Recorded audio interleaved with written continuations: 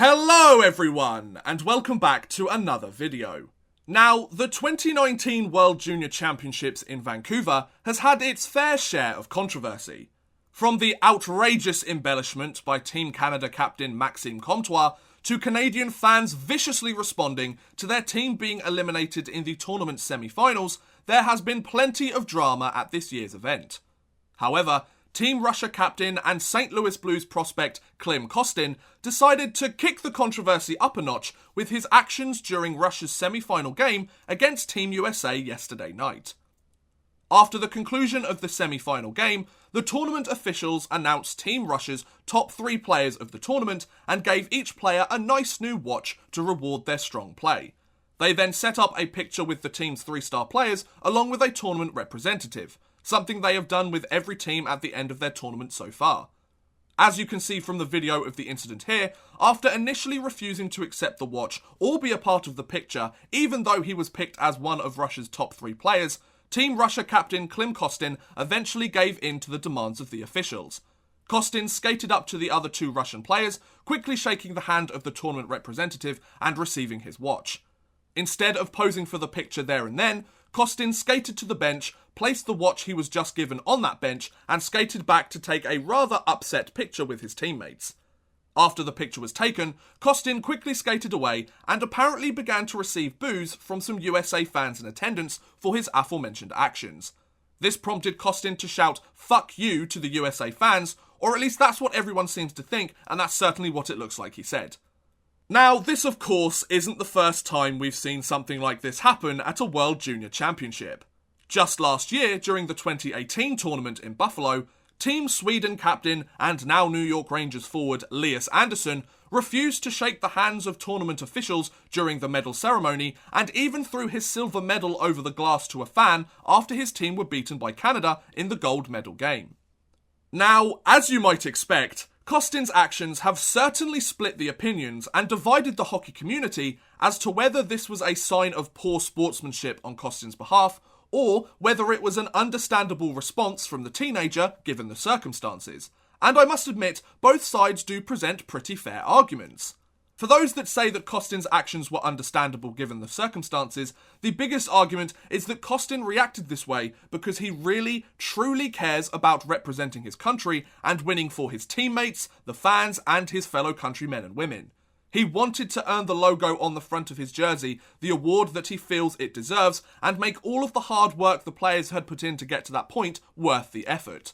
After all, true winners never really settle for second best or a consolation prize, let alone third best, which is all Team Russia can play for now in the tournament as they have to play in the bronze medal game. You know what they say, second place is the first loser. Also, this fiery response from Kostin perhaps might show that he is a competitive player who has some fire burning inside him to never settle for anything other than the best. You could argue that this honest response might be better than Kostin waving a white flag, laying down, and accepting that he and his team simply weren't good enough. Let's not forget that hockey players are always criticised by fans for being too plain or robotic or cliché during interviews with the hockey media. But when someone shows that they really care and gets emotional about something, fans want them to grow up and get over it as it's just a game. I get that Kostin may have taken it too far here, but you can't deny that the guy was willing to do everything he could to help his team win. However, for those that feel Kostin's actions were a clear sign of poor sportsmanship, the biggest argument they make is that Kostin was in the wrong as he was the captain of the team. A captain should never behave like this and be so immature, as it sets a bad precedent to his teammates who are supposed to look up to and respect the words and actions of the man wearing the C on their jersey. No matter how upset you are or how emotional you get, as the captain of an international team, you have the responsibility of acting professionally from the minute you step on the ice to the minute you leave at the end of the game. Not just for yourself or your teammates, but for your fans and fellow countrymen and women who may have flown halfway across the world just to see you play. Something like this being done on an international stage does nothing more than embarrass yourself, your team, and show how much growing up you still have to do. Also, part of being a professional athlete and representing your country on the international stage is learning how to accept a loss with grace and maturity. Part of growing up and becoming a top hockey player in the world especially when you aspire to play in the National Hockey League someday, is learning how to deal with big, heartbreaking losses like this with the utmost professionalism, despite how you might actually be feeling inside. After all, only one team can win the Stanley Cup each season, meaning the other 30 teams in the league don't.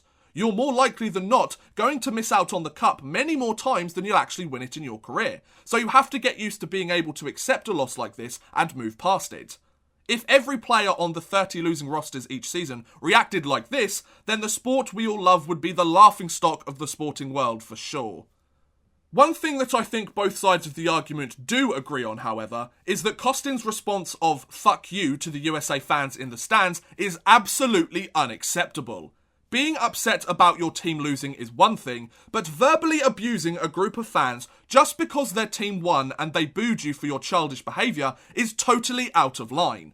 I get that fans can get pretty out of control with the things they say sometimes, and they can take things a step way too far, especially when they've had a few drinks in their system, but you cannot, under no circumstance, bite back and use language like this towards them.